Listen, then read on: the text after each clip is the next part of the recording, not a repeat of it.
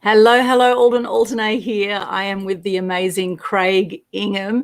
Now, Craig and I go back a little while. In fact, we met in the early 2000s and we were both working at the International Women's Day Festival. It was at Robina Town Centre and Craig was doing balloons and dressed very colourfully, and I was doing photos for that event. And we have since reconnected many times at different film events, and we've actually acted in a film together as well called God Bless Daddy, which was directed by Leon Delaney and won a few awards as well. And Craig has been a great friend all these years. It's fantastic to have a chat today with a very interesting topic that we came up with: hemorrhoids and acting, how to make your star shine. We were going to call it Why Acting Can Give You the Shits. However, we thought we'll be a bit more diplomatic and go with how to make your star shine. So welcome. Great to see you, Craig. Thanks for joining us. Oh, thank you, Aldwyn. Yeah. How to make your star shine. Huh? Hemorrhoids and acting. Yeah. I think it's a brilliant title, and I think there's many ways you can look at this. So how to make your star shine. Now, the fact is, all of us have something special about us. Whether we choose to bring that out or not is a whole other story. Now, I'd love to hear a bit more about your background. You're a very well-known personality on the Gold Coast. You've done lots of different film work and TV work and lots of different gigs, even dressed as Santa many times. Of course, the kiddies won't know that, but now they do. There you go. It's out. The cat's out of the bag. And you've done many amazing things as a corporate entertainer. So just a little bit about your background would be great, and how you actually got into entertainment industry. Yeah, thank you, Aldrin. First of all, thanks for the opportunity. I really do appreciate it. And thank you for allowing me to be here. You know I love you, everything you do, everything from your animal action all the way through to your events. You're awesome. So continue to do what you do. So thank you very much. How I got into acting was quite simple. I just loved it from the very first time I actually saw a live play. So I started at high school, and I started to doing all the Stedfords back then, as they were. I don't think there are Stedfords now. I think that's called something different now, but back then they were acting as Stedfords. And just really had fun and won an award in my very first acting play as Best Ugly Person. No, that's not it. Best Ugly Person.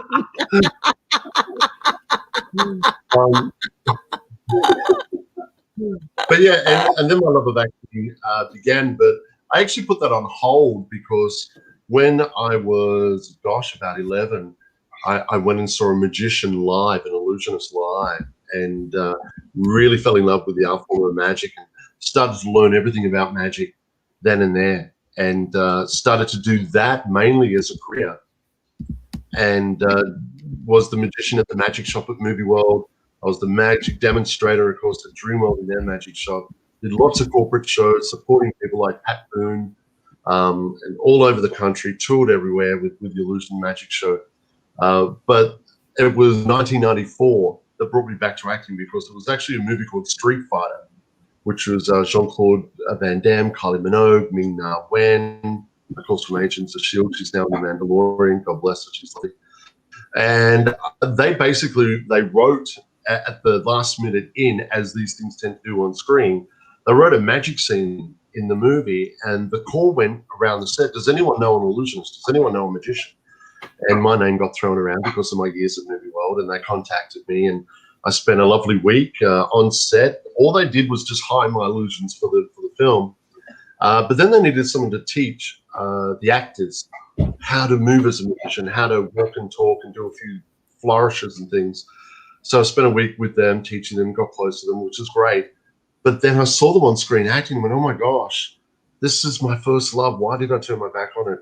So from 1994, I scaled back my illusion side of thing, touring, and I then really went forward on the acting front. And it's from that moment I fell back in love with it. So yeah, that's the background. Wow, what a diverse background. So you're a great magician as well. Oh, look, my bank manager says I can easily vanquish my bank account. So yeah.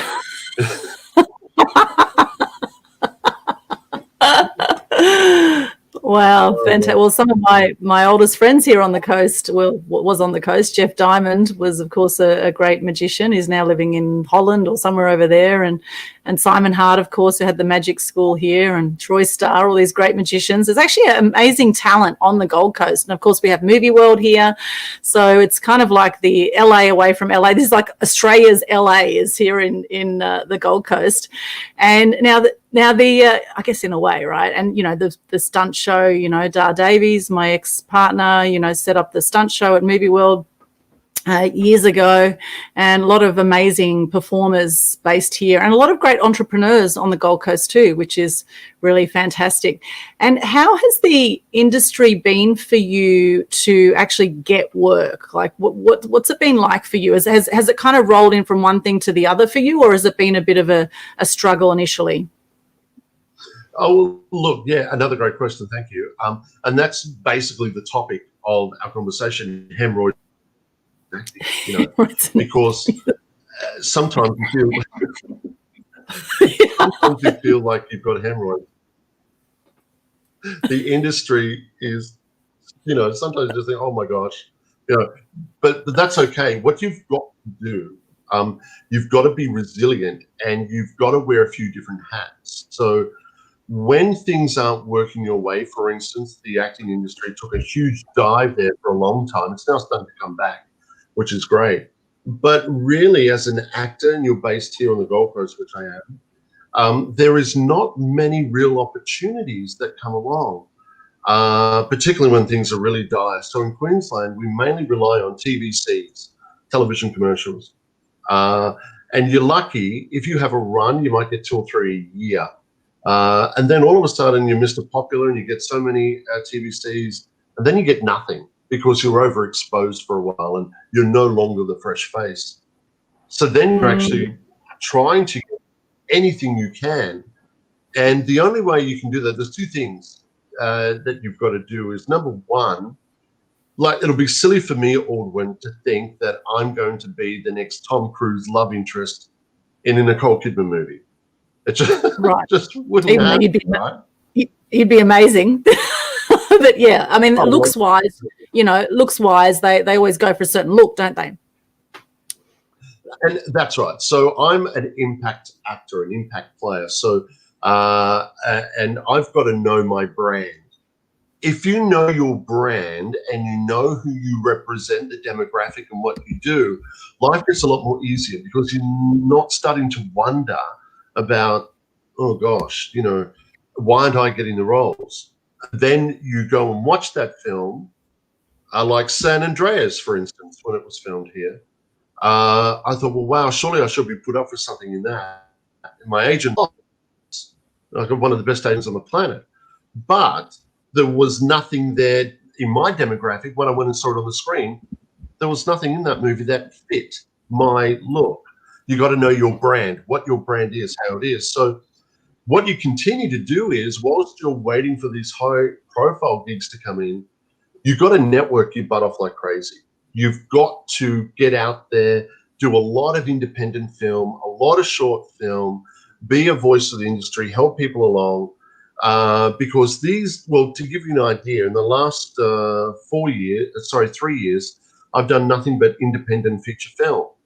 Now, and sometimes there's absolutely $0 in that, except for an airfare and maybe a contract if it goes to cinema. But what you're doing is you're increasing your profile. So all of a sudden, right now around the world, I have 4 feature films in cinemas around the world right now, all playing at the same time, and they're all winning awards, which is crazy. So if we backtrack that a little bit, 4 years ago when the industry started to get decimated, I could have just sat here and been a little bit hoglum and done nothing and, oh my gosh, why aren't I getting the audition, X, Y, Z. But I decided, no, let's network this as much as I can. Let's see what is out there on an independent sense. And now 4 years later, serendipitously, oh, that's a big word. Serendipitously. Yes, almost as big as hemorrhoids, almost, that word. Yeah, otherwise, piles. Yeah. Otherwise, frequent visits to the chemist. But yeah, so right now, all those 4 films have come together as one. Some of them I shot 3 years ago. Some of them I shot a year ago. So they're all doing really, really well. So it's very important. You got to know your brand. Know who you are. Know your brand. Yeah, I think that's fantastic. And so what are these 4 films that you are being screened in at the moment, or that you're being shown around the world, and where are they being shown? Okay, so one of my first loves, and I'm sorry, and I don't think we're having internet problems, Zoe. I do apologize if we are. I've got full internet here, so please. Sounds all right. Right. Just come in a little bit closer, maybe. Bit closer, Craig, to the screen. Just not too close. just your voice is a little bit soft, so I put the volume right up on the tech. Yeah, just speak up a little bit. That's great. Thanks, Craig. All right. So the 4 films I have in cinema right now is the Slaughterhouse Killer, and the Slaughterhouse Killer was shot in Tasmania.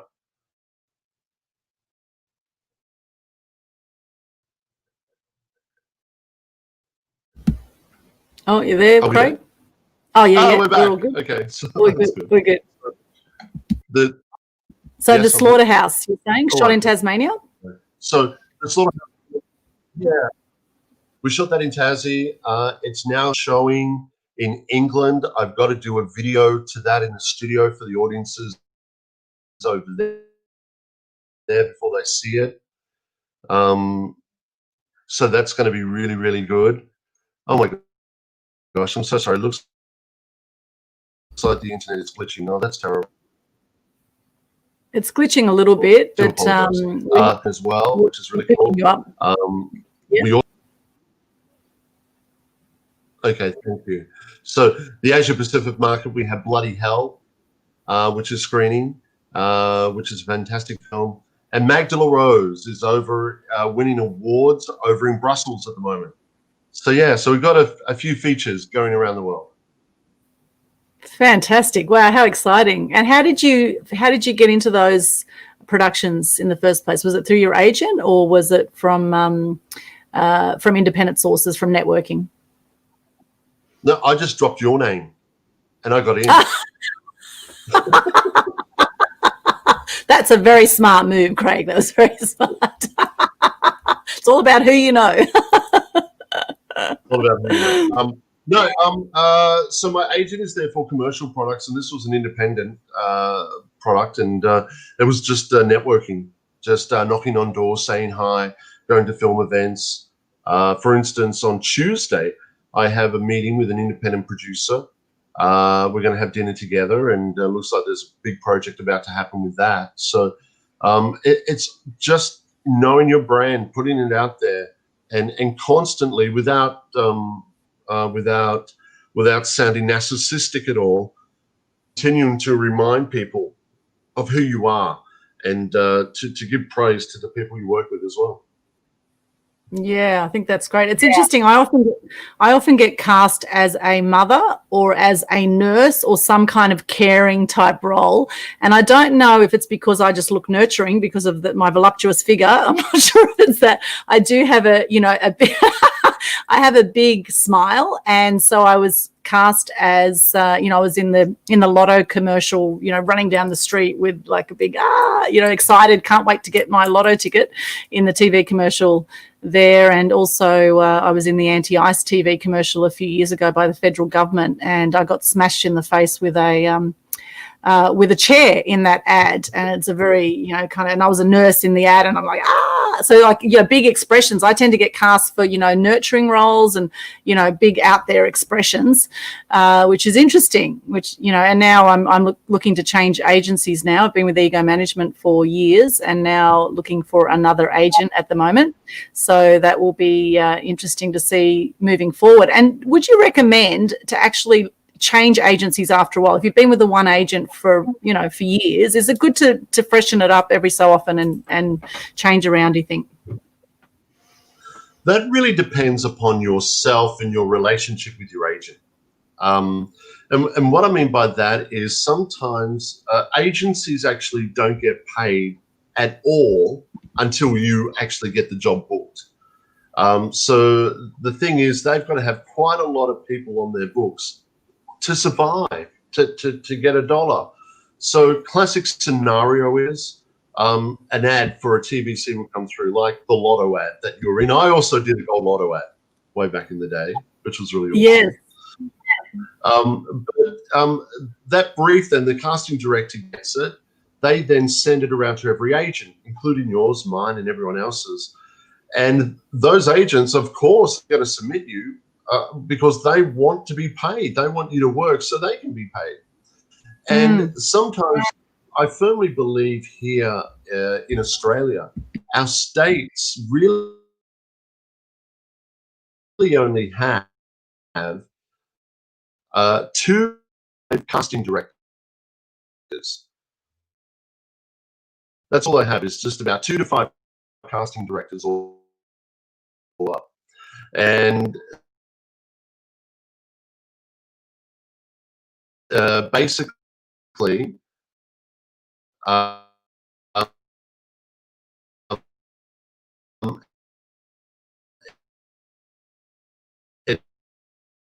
it's up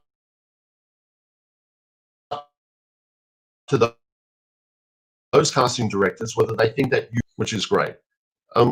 So yeah, so if you've got that look that they're looking for, only then if they think that you've nailed it, they'll put you on the show reel that they then go to their client. They'll only have they'll audition 100 people. They only have about 5 to 10 people, maybe 15 at the most, on the put forward reel. So understanding that process is very important. Knowing that, you know, it's like winning the lottery to get an audition, and then one huge time.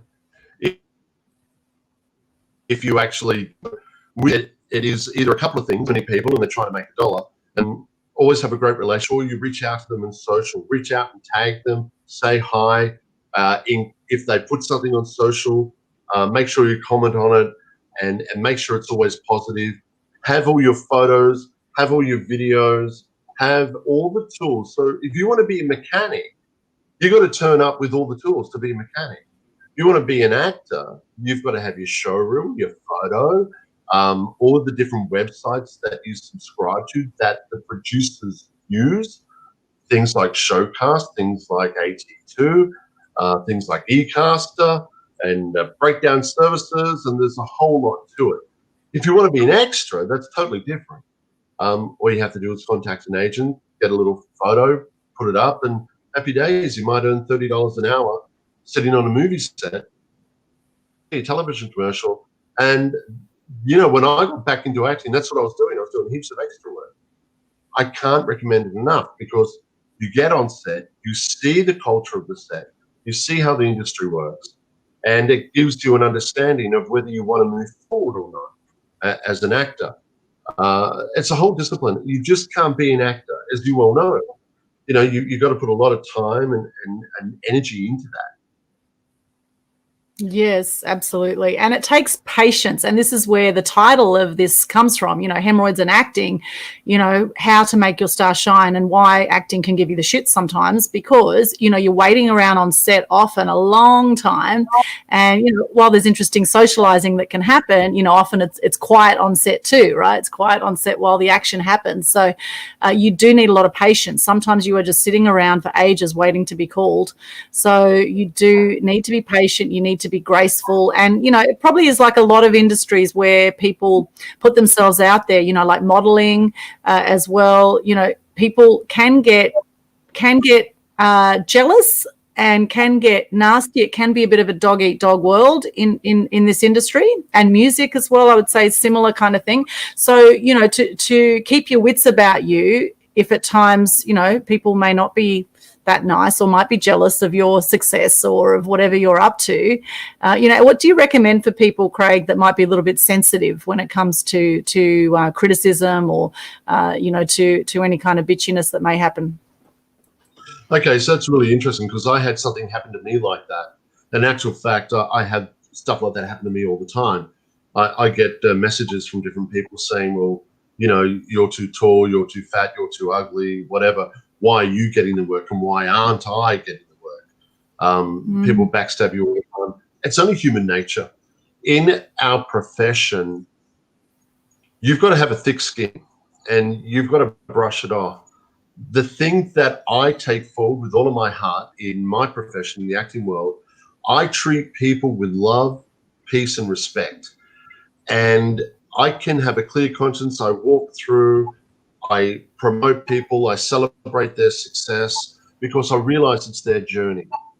You know, everyone's got their own journey. And when you do have someone come up to you who garbage trucks on you, what I mean by that is a garbage truck goes around and it fills up with all the household rubbish.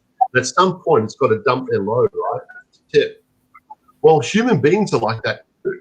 What they do is they go around with stress and anxiety and partner issues or work issues or family issues, and it builds and it builds and it builds and it builds. And then you just might be the poor soul that it actually gets dumped on. What you've got to realize is that they're just being a garbage truck. 3 seconds after them dumping on you, they walk away happy, no problem. They don't even remember it. But if you're not have a thick skin, you'll take it to heart and it will start to play with you mentally. So you've just got to understand, well, hang on, I've done nothing wrong. All I give is love and respect. This particular person obviously needed to vent. I happen to be that person. For instance, I had won a Best Actor award at the Australian Screen Industry Network. I was on a high. I was wearing a tuxedo. I was looking fantastic. And I grabbed the Best Actor award. That was great. And this entertainer, who shall remain nameless because it's not about profiling them at all. They're obviously going through a hard time. But he came up to me, and as I walked off the acceptance stage, he was waiting for me backstage, and he said, "Look at you. I don't understand this. I'm much better looking than you. I'm slimmer than you. I'm a better actor than you. And why the F," he said the word, "why the F have you got the award and not I?" Wow. And at which point I just looked at him, I hugged him, and I said, "It's because I have humility and you don't. You need to work on being a better person." And it rattled me a little bit. But then I sort of pray, because I'm a Christian. I actually pray for that person. Yeah, I'm not with them directly because I just wanted them to get over. Yeah. Oh, wow. What a story. And, the thing is, to hurt people, right? And that's the thing to remember too. So although that was pretty damn brazen for him to say that to your face. I mean, people might say stuff like that behind your back, but to say it to your face, that is pretty out there. So obviously he was really hurting to say that to your face, right? Obviously he really took it to heart that he didn't win the award, right? And that you did. So that's very interesting. And, I often think in life, if we can be like, whether you believe in Jesus or not, right? I often think of Jesus on the cross, or the picture of Jesus on the cross. And when people are just throwing crap at Jesus and he's carrying that cross and they just give him so much hell, kind of like Donald Trump's been given a lot of hell too. But anyway, let's go back to Jesus. People just throw a heap of crap at Jesus, right? And he just carries through peacefully and powerfully. And at the end of it, he says, "Forgive them, they know not what they do," right? And that's the thing, is that you cannot control what other people are going to do. If they're going to be nasty and going to, vent on you and participate in bullying, whether it's to your face or cyberbullying or that kind of behavior, and then you can't control that. You can control how you're going to be about it, right? And you can send them love and compassion, and because clearly they're hurting if they're being nasty like that. And so you start to notice too, as you boost your profile. Like, I've had a lot of bullies on the internet, right? On social media. I've had bullies that have come through. I've had trolls, right? So you know that you're on the right path when more and more people are attempting to put you down. You know that because they attempt to put you down and make themselves feel better, right? Because they're jealous of where you're at, and because they're not there, there's an element of, of resentment there for them often, right? Or they're just really bitter people and just like to have a go at everyone because they just want to have a pity party, one or the other. But either way, you need to have tough skin to make your star shine, right? You hit it exactly nail on the head, Aldwyn. Thank you. That's exactly it. We have so many people out there and their agenda is derivative to try and take you down, almost in a reverse tall poppy. They don't know why they actually want to take you down. But what they do know is you've got more shopping goodies in your trolley than they have.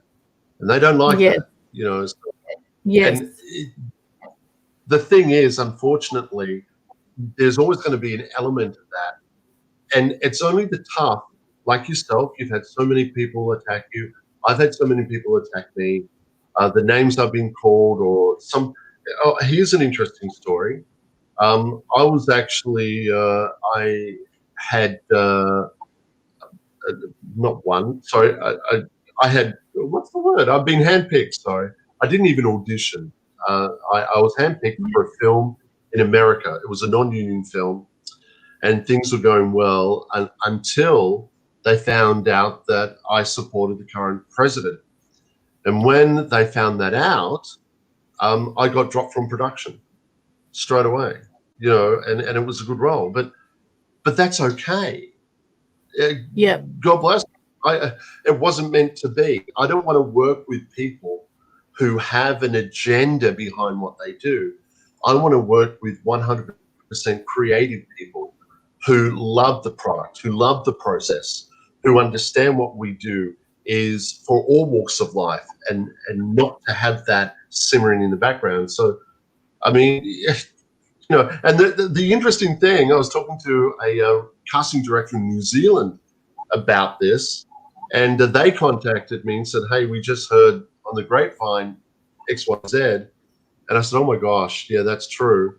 And we're talking about a possible project in New Zealand together. But, when one door closes, another one opens, and you just never know. But if I was to take it on board, I'll be a nervous wreck because, my brand is I'm 6'4". I'm a tall guy and I'm a big and imposing guy. I can do comedy. I can do drama. I can do horror, which is the last 4 years I've been doing horror. But I guess I'm a character actor. And if I put myself into a position where I started to listen to the negativity, I might as well go and, sit on a car park and earn $20 an hour because this industry isn't for you. Because you're not here to get people to like you. You're here to do your job. And it's up to their interpretation whether they want to comment on that or not. And if you flip it totally, the best thing that you can do, which is you just mentioned, is that you can have these people engage with you because you're making an impact. Now, whether they're engaging positively or negatively, that's completely up to them. That's on their soul. But at least you've made an impact on them for them to actually want to engage with you, and people talk and things like that. And if they just got out of their own little world for a minute, that they'll say, well, hang on, Aldwyn isn't really that bad. Craig isn't really that bad. I didn't like him in that, or I didn't like her in that, but I tell you what,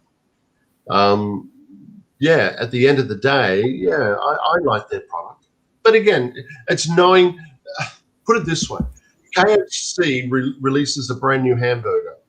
Not everyone likes that KFC burger. They're not going to take it off the shelf.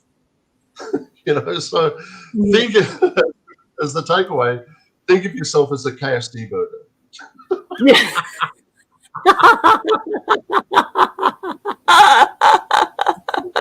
Well, those things apparently can stay on the shelf for up to a year, and you don't see any mold or they don't discolor, they just stay exactly as they are. So. But I want to share with you one of the most hilarious things that ever happened to me. Would you like to hear it? I'd love to hear it. That would be great. All right, so this is really funny. So I was going for an audition for a TVC television commercial, oh gosh, about 15 years ago now. And nowadays you actually do self-tape auditions for a lot of stuff.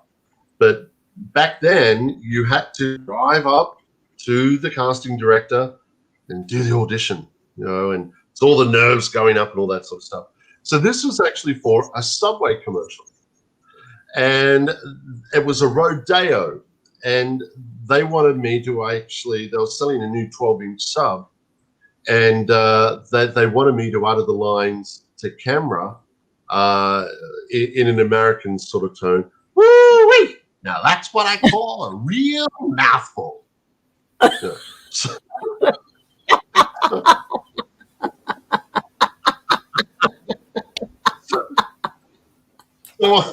I'm practicing this as I go up the highway. Yeah. And as you do, because I live on the Gold Coast, it's like an hour to 3 hours, depending on traffic, to Brisbane. I got caught in the crawl, so I stopped off at a service station, and it's just going through my mind. And I walk into the bathroom to do a nervous little, number one, and there's no one in there. I'm practicing the line going through my head. And then I think, well, there's no one here, so I'm going to do it for real. See what it sounds with the echo. So I go, woo-wee! Now that's what I call a real mouthful. Yeah.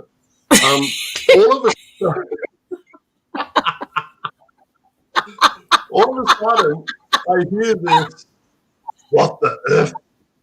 And then, what's going on? And there was this truck driver in the toilet. I didn't even know. And then he said, I'm going to come and get you, rotten little beep, beep, beep. Yeah. Oh, my gosh. So I'm busy like crazy trying to finish that urinal, thinking, it's going to get over my hands, it's going to get on my trousers, but I got to get out of here. So,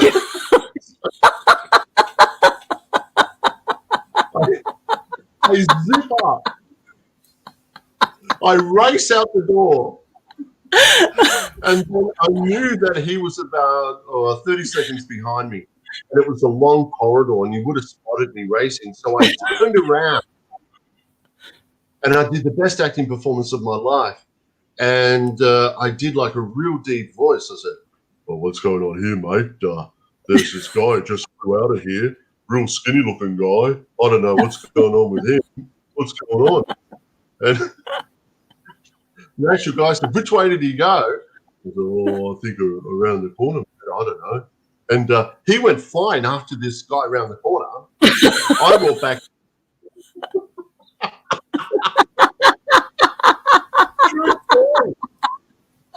I went back into the urinal, clean up, and because I had bright white pants on, hoping that I didn't soil myself in the middle of trying to get out of there in a hurry. So, I didn't. I waited 2 or 3 minutes. I get back in the car and I go, and I was really shaky, thinking, I could have had a punch up here or something going on. And when I get to the audition, I thought I did an amazing job, but I didn't get the ad. So, right, that's a shame. After all that, gee, if only they knew what you had to go through to get those lines down, Pat. so that's what I real mouthful. That's hilarious. Well, I didn't think there was anyone there, and this truck driver, he was a brute. He was going to do some damage if I didn't, do the whole right.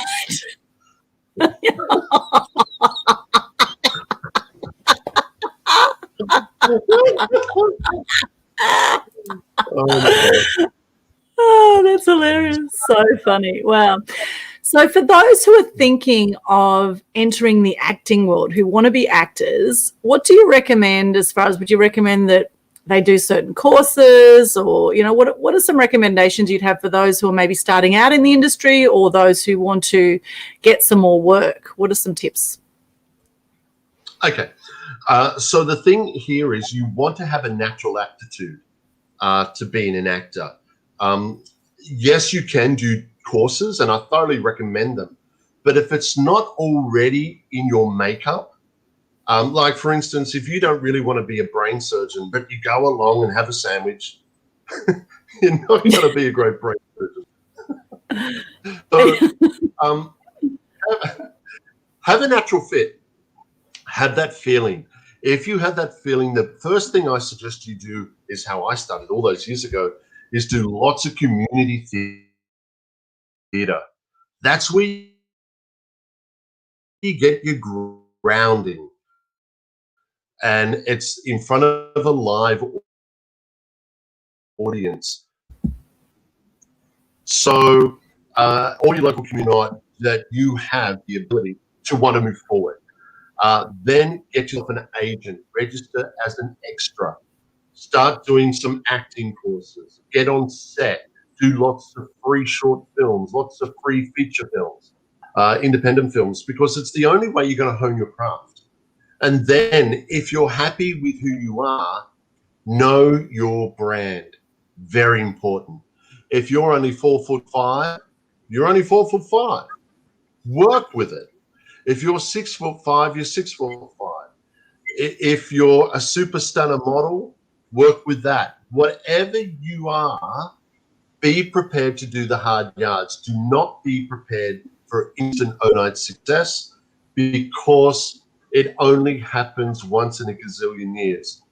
For instance, there might be a pretty girl on Terra Nova, and all of a sudden she captures the eye of the director, and she's featured, and then she becomes a regular character in the background. Well, that rarely happens, but it does happen. I'm not saying it doesn't. It rarely happens. The best thing that you can do is to be good at who you are and be confident about who you are. Our acting game is all about confidence. If you can't walk in with confidence and deliver what you need to deliver, you're not going to have the trust of the set, your fellow actors, directors, and producers. They've hired you and spent some money on you to get the very best they can. The last thing they want to do is buy a packet of twisties and it's only a quarter full. You know, they'll send you away. They'll get a refund.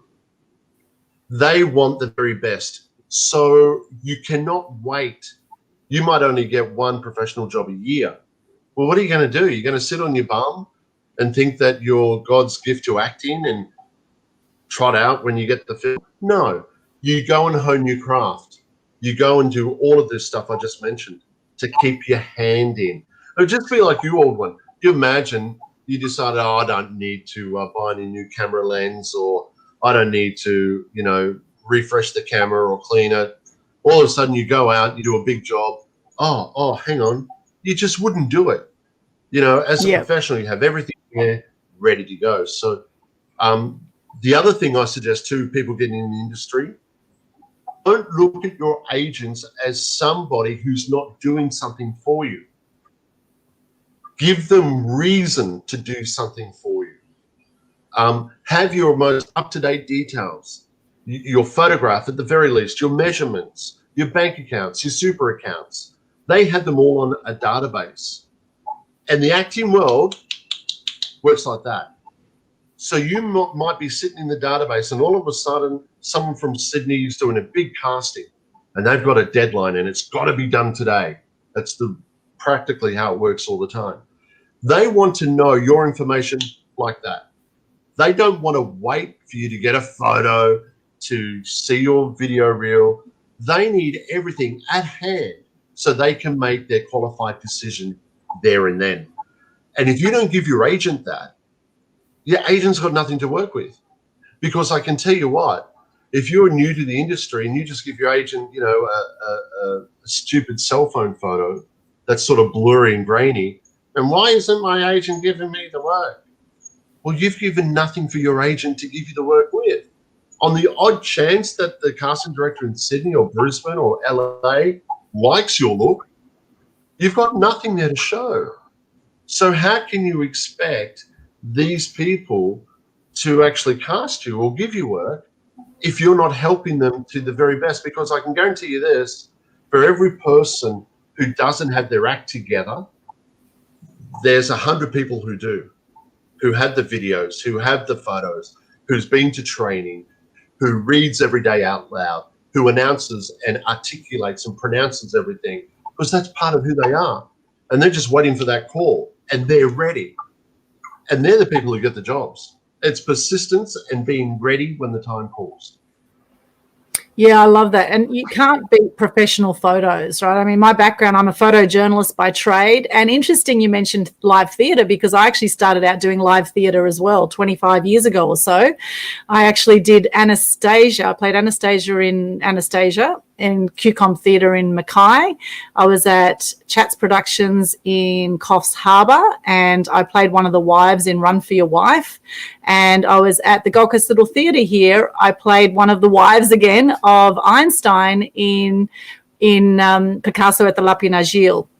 At the time, that was back in 2000, and I also co-wrote and acted in a play in 1999 in Inala as well. It was part of the Older and Younger Women's Theatre Network, and I loved live theatre, and it is a great place to cut your teeth, so to speak, to really to get in there and to and it's expressive acting, and it's interesting, theatre acting is quite different to TV acting, because you've got to be sort of larger than life on with the theatre, because you've got to project to the back of the room, right? Whereas with a TV camera, it's more subtle, right? So it's actually a different kind of art form. However, you will definitely build your confidence if you do theatre first and have a live audience. And I think also, you mentioned early on about, having several skills, right? I've emceed at the Woodford Folk Festival for 15 years or so in front of 5,000 people, and I love emceeing, right? I love the big crowds. I really miss it. I miss emceeing in front of a big crowd, having multiple skills. I do media training nowadays. I do I'm diversified as well now. I've done TV, radio, print work, and I've acted in TV commercials, short films, feature films as well. And I love it. I love all of it. It's all the performance arts, right? And like yourself, you've been out there as Santa. What are some of the jobs you've done as a corporate entertainer with your business? Oh my gosh. So I've done everything from a huge cherub.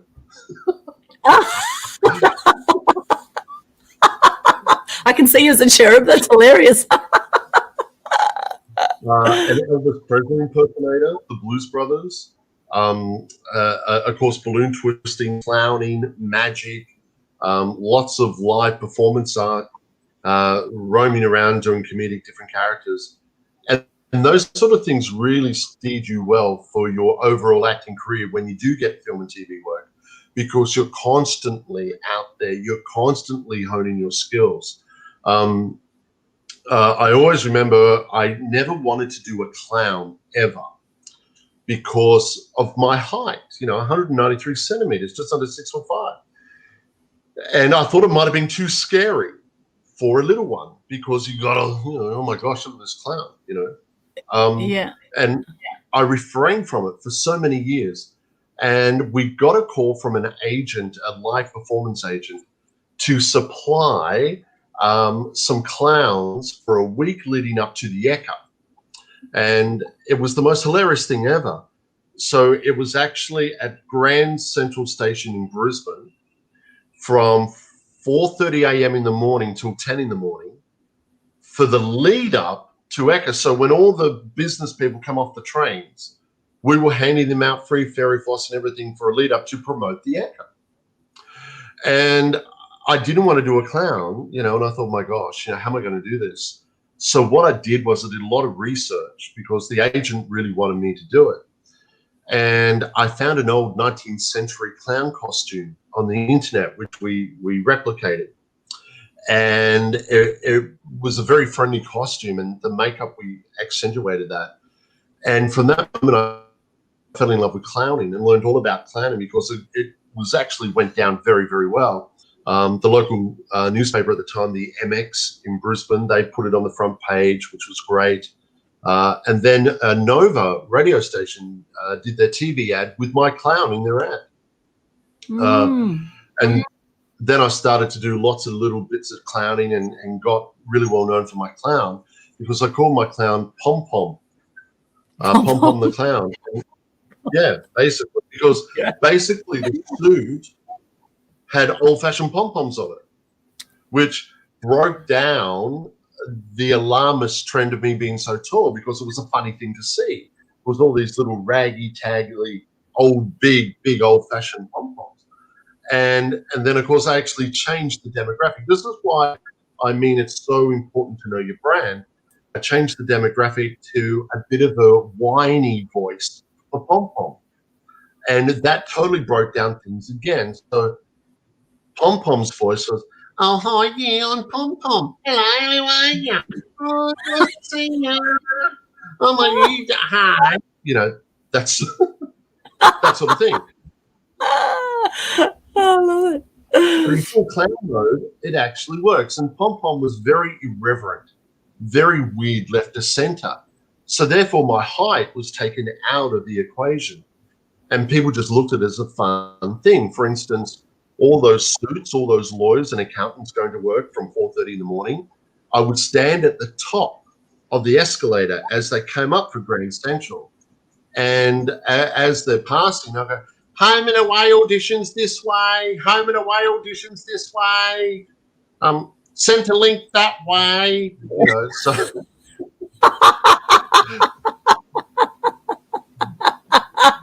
so you've got these people in suits, very serious, and all of a sudden this clown is telling them they can go to a home and away audition or a centre link audition.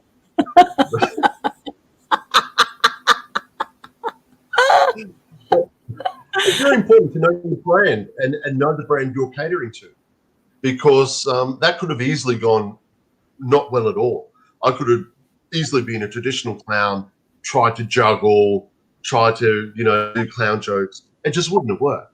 It had to be irreverent. It had to be fun. It had to be loud and in your face within a non-threatening way, which was then took that character and I just manipulated a bit for live events. And I only retired that costume last year. I've got a new costume now, but yeah. So yeah, it's important to know. Yeah, it's interesting. Clowns can be done in so many different ways. Like that clown movie, it was really sinister, the one based in New York. I can't remember the name of it now, but there was a movie with a whole lot of clowns, and that was kind of a really sinister type of clown, right? And, then you've got the show clowns that do the big top type shows, the circus clowns. So there's all sorts of different ways you can do clowns. So bringing that to it, I really love that. I think that brings a great funny side to it and, makes it even more humorous. And particularly bringing that little Aussie thing to it as well. It's very cool. I had a lady who had an innate fear of clowns, one of my shows, and just petrified of clowns. People are sometimes petrified of clowns. I normally have it the reverse. I normally have ex-girlfriends that are petrified of me. But this lady was petrified of clowns. So she actually came up after and hugged me as the clown. And said, "You know what? Thank you, because I'm no longer petrified of a clown, because I realized the intent is not to mask and not to be creepy, but you were just having fun." And I had a tear in my eye that day, because that's, if anything else, that's the sole objective. If I make someone smile, whether it's a clown or an actor or whatever, and they walk around feeling fantastic, I've completed what I've needed to be done. I love that. I love that. Very cool. Very cool.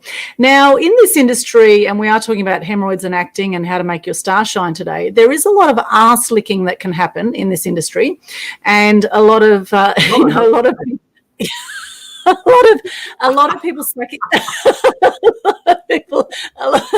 a lot of people sucking up to people of power. And they say, some actors sleep their way to the top, etc. Now there is a lot to be said for networking and for making new connections, but that's a whole other ball game. Now, how much have you seen this arse licking happen in the industry? Not physically, obviously, but as far as you can kind of tell when people are really sucking up to people, right? And really want to make a good impression. And what do you think of that, Craig? I've actually seen it physically. No. Oh,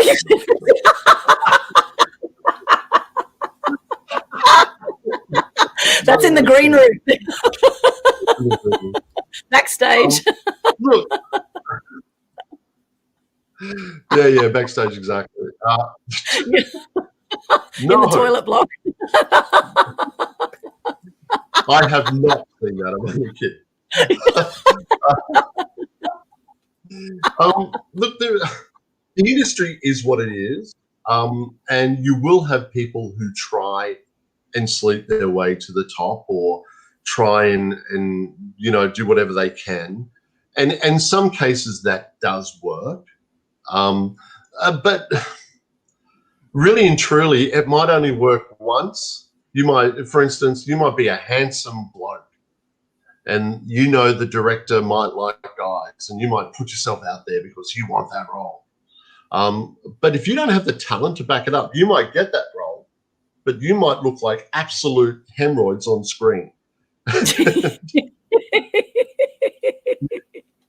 You're not going to go very far, So unless you have the ability to back it up with your talent,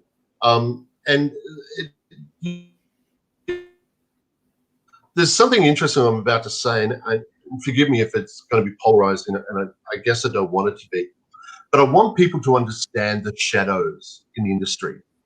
And there is too much left-wing ideology about the industry.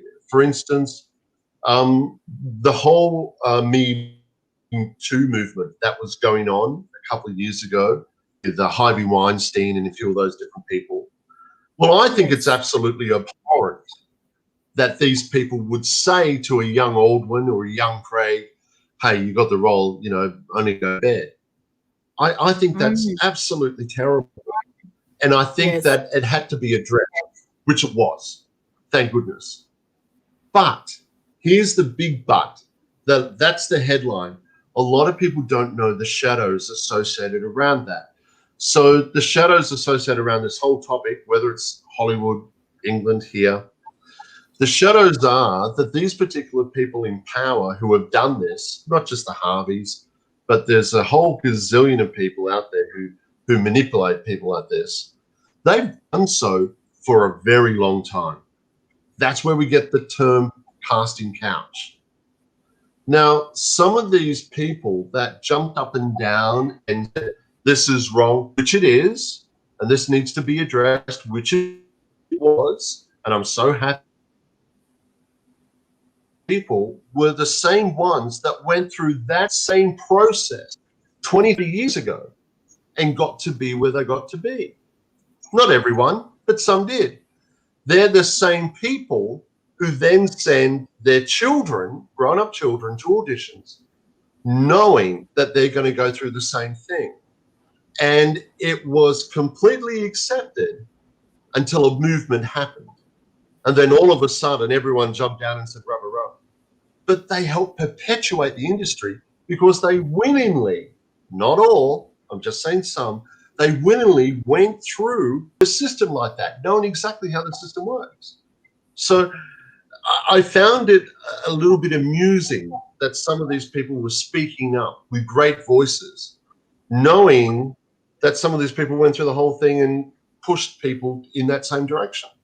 But they only spoke up because it was the popular thing to do. Well, I think speak up right when it happens. I think it's abhorrent. I don't agree with it at all. And you've got, there's a really well-known actress here in Queensland, and I won't mention her name, but she's an absolute beautiful actress and an incredible talent. She got cast in a very large movie, and it was then actually said to her at the time, well, hey, and she had that decision. She had that choice. Do I or don't I? She chose not to. And of course, she didn't get the role. And it was always a miscommunication about the role. Oh, we've changed our mind. You no longer fit the demographic. We've rewritten the character. Nothing can be actually pinned down. But it's funny it comes like that. So you've always got a choice. You don't have to accept. Don't think you have to. And if you do, you're doing more damage to yourself because you've cheapened who you are, because you obviously haven't got there on your own merits, or the person is a bit of a pig who's actually doing what they're doing. I do want to make this abundantly clear. There's only a very, very, very tiny percent of the industry like that. Most of the casting directors I know are amazing, beautiful people who have nothing but the highest ethical standards. I really want to make that clear because they are. Yeah. They're incredible. And it's only there are a few rotten apples that actually tarnish. But yeah, so going back to your original question, no, you don't have to do what you think you have to do. How about you invest in your time, your talent? How about you invest in giving back to the industry so the industry can then give back to you? I love that. Always give more than you receive to receive more than you give. It's how it goes. And you don't give to receive, but that's just how the universe works. It's the law of reciprocity.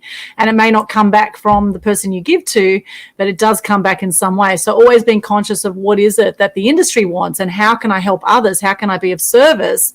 And then it will come back. And, doing the right thing by others, treating others as you want to be treated as well, I think is really important, not just for the acting industry, but actually for all industries and just in life in general, having high integrity and doing the right thing by people as much as possible.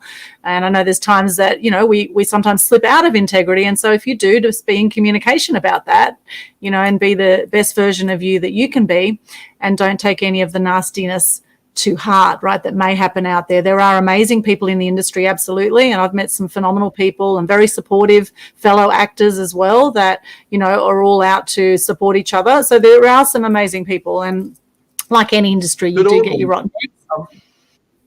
That's what I love about you. I mean, I just love everything about you because your energy, your vitality is amazing. You give 100% to everybody. You have never had a crossword to say about anyone. You promote people freely. You go about your business. Your actual workshop on how to generate $1 million of free publicity has helped so many people. You do that, yes, as a business, but your first and foremost thing, which is what I know and love about you, is your care and connection for people. And you go out of your way backwards. You give 1,000% when the person's only giving you 10% back. And we need more people like you. And I'm not just saying that to make you feel good. I'm saying that because you need to be acknowledged, because what you do for us, whether it's an author, an actor, whether it's a business trying to get a startup, is amazing. And you should be acknowledged for that, because your heart is always on your sleeve as an amazing giver. You're a giver. And sometimes people take advantage of that, as they do with me, but that's okay. We've got to learn how to wipe it off and move forward. But I love following what you do. I love the fact that you're so genuine. And that's why I think we connect. I mean, we've been friends for many years, but that's why we connect so well, is because you've just got this amazing heart to help people, and again, I'm not saying that for brownie points. I think I've told you that personally, but it's nice to be acknowledged publicly. So when people watch this, they know that they get the real you, and you are the real you, and in our industry, we don't have many real people. We have a lot of fake people who try to pretend to be real, but it's people like yourself that really do us proud. So thank you, because I just love whatever you do, because I know, look at your Animal Action Day. My gosh, what is it, 15 years now? How long was it? This is the 14th annual event we just had. Since 2007 we've been going. All right, okay, I don't mean to embarrass you, I'll stop talking about you, but they're the sort of things that make you, and your love for animals, as you know, I'm a huge animal head, and that's another thing we connect on. But it's about giving. I give as much as I can, so do you. So if you have a real heart and you have a love for what you do, you'll never work another day in your life, Absolutely. Thank you so much, Craig. That's really sweet of you to say. And there certainly is no bullshit here, even though we do have hemorrhoids in the title. There is no bullshit here. Craig and I are genuine. We are genuine people. And you can see that. You can tell the people that are genuine, the people that aren't, and I think that is really crucial, to come from the heart with what you do and to be open and, look at how you can be of service as much as possible with everything you do. And for those that don't know about the Animal Action events, I started the world's first Animal Action Day back in 2007. I got sick of seeing animal cruelty over many years. I saw the Earthlings documentary, which was narrated by Joaquin Phoenix, which showed how we've used animals for food, clothing, scientific research over the years. And I was literally holding my throat and crying by the end of this documentary. It was so hard to watch. However, from there, I took action and I created this Animal Action Day. And my vision was for it to be a worldwide annual event, Craig. And we had 7-day events. We had over 30 performers and speakers. And you've supported the event over the years. I'm so grateful for you for supporting the Animal Action events, Craig. And we've had quite a few photo shoots which have appeared in the media. And the last 6 years after that, we had... first 7 years was 3-day events. Then we had 6 night events at the Quality Hotel Mermaid Waters, and we focused on a different animal every year, and we raised money for different charities every year. And the 6 years after, we did a fundraiser for orangutans, for whales, for bilbies, koalas, horses, and big cats last year. And then this year, we've just done a 5-hour live stream, only on the 10th of October, about a month ago. We did a 5-hour live stream, which Craig was at, and thank you so much for participating again this year, Craig. And it's the Animal Action Night for Dogs, and this year we're raising funds for SEQ Canine Rescue, which helps to rescue dogs from death row. And this particular charity, they're based between Gold Coast and Brisbane, and they have rescued 1,800 dogs in the last 4 years from pounds, because if dogs don't get collected from pounds in Australia, within 7 days they get put down or euthanized most of the time. And so this charity, they take the dogs in, they rehome them. It's an amazing cause. And we have a fundraising campaign actually continuing for about another 2 weeks. So it's on chuffed.org, chuffed.org. If we just look up Animal Action Events on Facebook, pinned to the top of the page is the replay. We had some phenomenal performers and speakers, over 15 performers and speakers at this year's event. Amazing people, Helen G and Susie J and Joey A, some phenomenal, Alana Fitzgerald. These people, they've been performing for years. They're fantastic performers, all donated their time. We had Nenny Carolina Chasen from Los Angeles who performed. It was a really amazing event. We had speakers, and Elena Massey, the intuitionist, was there. We just had a phenomenal event. So check it out. Alfred Zerfus from Melbourne, he came on, Sing with Fred. So this is the first time we've done an online event, which is really exciting. So yes, that's just one of my causes. And the other thing I'm really passionate about is to spread more truth and good news in the mainstream media to decrease depression, anxiety, and suicide rates.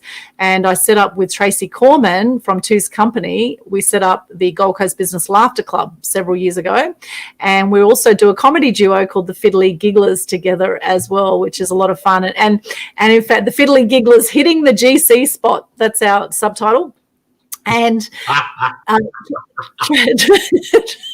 Tracy, I know you get a good visual, right? Now, Tracy Corman and Two's Company, they're actually straight after this. In about 1 hour's time, we've got the 25th anniversary celebration for Two's Company that is going to be online. It's going to be streamed to the Aldwyn Altuney Media Queen Facebook page and also Media Queen TV on YouTube. So you can hop on there. We've got guest speakers. We've got 25 prizes to give away, a whole lot of cool stuff. So stay tuned. In about an hour's time, we're going to be doing that. So that's really exciting. Thank you so much, Craig. I appreciate the acknowledgement. And it is important, as much as you give in life, it's important to be open to receiving. And, sometimes when people get compliments, they say, oh, no, not me. They brush off the compliments, right? And I have learned to accept the compliment and say, thank you very much. I acknowledge that, because life is like, we're like the yin yang of life, that as much as, we give, we need to also be open to receiving, to have that balance. Otherwise, if you give too much, you're going to deplete yourself and you're going to end up burnt out, right? And vice versa. If you receive too much, then it's not going to come back. Well, one of my favorite movies is Forrest Gump, right? I love Forrest Gump. Yes, I love Forrest Gump. But one of the lines in that movie I just cringe at every time, because the line is, life is like a box of chocolates. You never know what you're going to get, right? Yes. But I've turned that right around. I go, well, no, life is like a box of chocolates. Let me choose what I'm going to get. So instead of waiting for a serendipitous moment, how about I choose the cream caramel if I want the cream caramel? And I guess what I'm going to say is, don't wait for the cruise ship to dock. The real entrepreneurs, the real people who get it, are already on a jet ski on the way out to it. So don't let life choose you, choose life, and then use that to help people along the way. And I know it's only a silly saying in that movie, but to me, life is a box of chocolates, and I know what I'm after, and it's an honor to actually get whatever I get. But I'm going to make sure that I move to the one that I want. Does that make sense? Oh, I love that. I love that, Craig. Absolutely. And there's another great saying: what you think about and thank about, you bring about. The highest vibration on the planet, highest vibrations on the planet are love and gratitude. Love and gratitude. Oh my God. And I've got my little prop here, love and gratitude. And that's part of what the Global Good News Challenge is about, which I set up in the height of COVID in June. We set up a Global Good News Challenge, and people are doing Facebook Lives right around the world where they're sharing their name, what they do, 3 things they're grateful for, and a piece of good news. For all those that are sick of all the negative news and the fake news out there, then be the change you want to see in the world, as Gandhi says.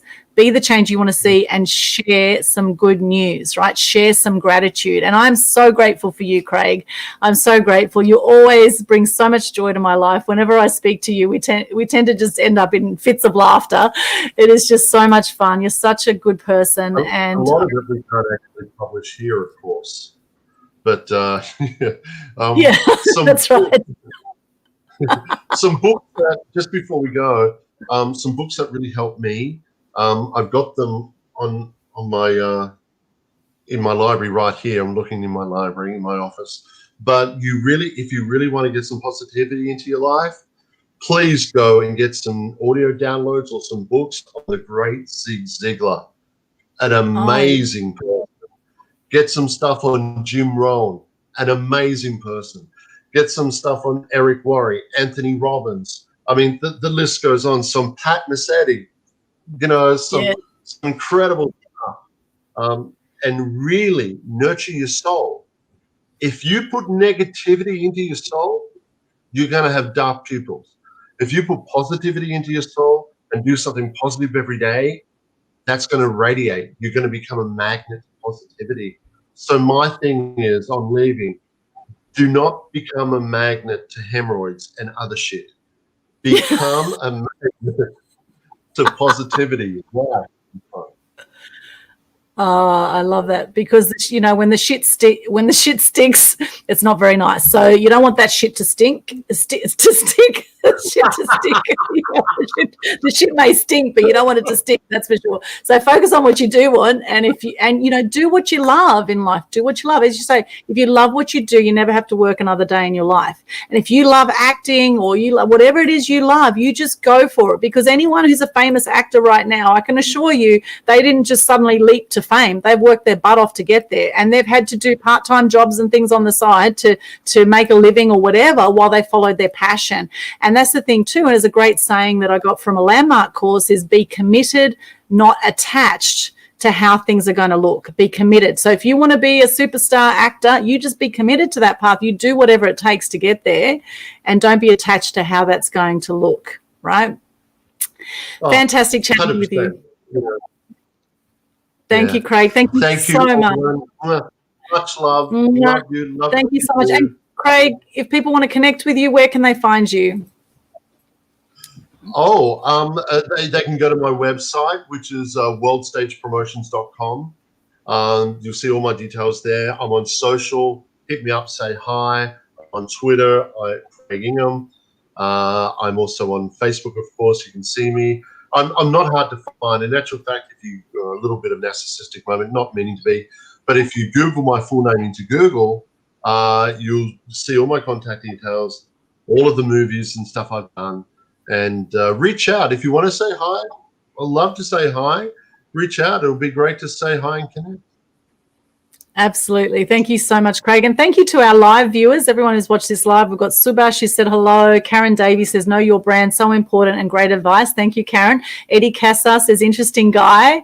Thank you for the live comments. And if you have been watching this or wherever you're watching this right now, please comment in the chat. What did you get from our chat today, from the interview? What did you learn from this? And where are you joining us from? Love to know where you are joining us from and also what you're grateful for today. What are you grateful for today, Craig? You know, I'm grateful for okay, wow, this is a real quick one. I'm grateful every day that I wake up, every day that God's given me another day on this planet, every day that I can walk out into nature. I'm a tree hugger. I love walking on the beach. I'm grateful for meeting people. I'm grateful for giving love and receiving love. I'm grateful for you, Aldwyn. I'm grateful for my parents. I'm actually in a zone where I've got my third eye beaming. And I think if we were to do an aura, I'm pretty much in the purple and white right now. So, so my I can see mine that. is awareness. Yeah, mine's awareness and being grateful. So many people who wake up depressed, so many people wake up in a wheelchair or with a disease, or unfortunately have decided to take their own life. My gosh, don't you ever, ever, ever sit there and feel sorry for yourself if you've got two legs and you're healthy and you can walk. Be grateful for what you have. Absolutely. Yeah, absolutely, because things can always be grateful. Be grateful for, I missed the last thing you said, Craig. Oh, sorry, I was just going to say also be grateful for table tennis. Oh, the table tennis. Yes, I played table tennis for Australia for 6 years as a junior, believe it or not. And Eddie Casa, actually, we played table tennis together in China many years ago. There you go, going back, gosh, 30 years now, Eddie. My goodness, we were in China together. I was only 33 years ago. Oh, my goodness. Wow, how the years fly. You were a table tennis star. I was a table tennis. You actually played for Australia.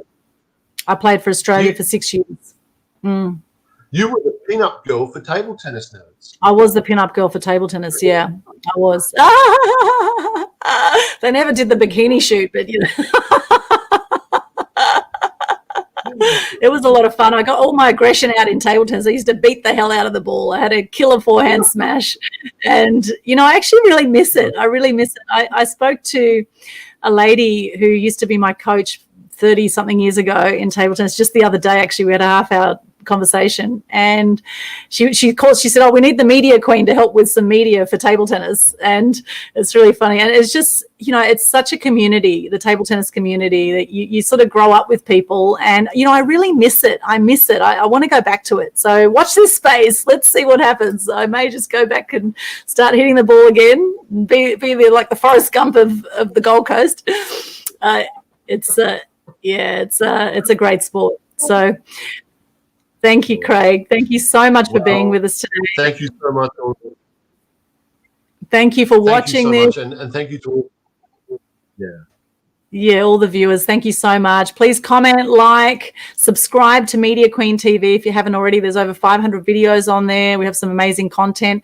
Get involved in the Global Good News Challenge. Today's the last day that you can get involved for the 5-day challenge. It's just a simple Facebook Live challenge. If you want to know more about it, check out the Global Good News Challenge Facebook page, okay? Global Good News Challenge Facebook page. Pinned to the top of the page is all the details. It's absolutely free to get involved. And it's amazing how it will shift your energy when you get into gratitude, and it will shift the energy of those around you. Okay, so I highly recommend you do that if you want to share more good news, because out of the 7.8 billion people on the planet, there's 3.8 billion active social media users right now. So we are influencing the way that we are doing news right now as human beings. And you're either lifting the energy or you're bringing the energy down. And it's a choice in every moment by moment choice. So what are you going to choose to do? Thank you so much once again for joining us. We're coming back soon, about 45 minutes or so. We'll have the Two's Company 25th anniversary event. We have a 2-hour event with with Tracy Corman, who's going to share 25 hot tips to find love and to live an amazing life. We've got Anastasia Grace from the Freedom Potential Center, who's going to talk about how to have an amazing couple experience if you are in a relationship. We've got Michael Firth, who's going to talk about some revolutionary anti-aging beauty developments, and we've got 25 prizes to give away for anyone who hops on the live stream, and you'll be able to see that wherever you're watching this right now, as in on my Aldwyn Altuney profile, the Aldwyn Altuney Media Queen Facebook page, and Media Queen TV on YouTube. You'll be able to watch it at all those places. Okay, so come and join us. The event has been scheduled. Just hop on that schedule link and stay tuned. In about 45 minutes time, we'll be kicking off with that. Thank you so much, Craig. All the best to you, and connect with Craig. He's amazing. You rock, Craig. You're certainly a phenomenal individual, very unique, and I love having you in my life. I'm so grateful for you. Thank you, Craig. Thank you for watching. Bye for now.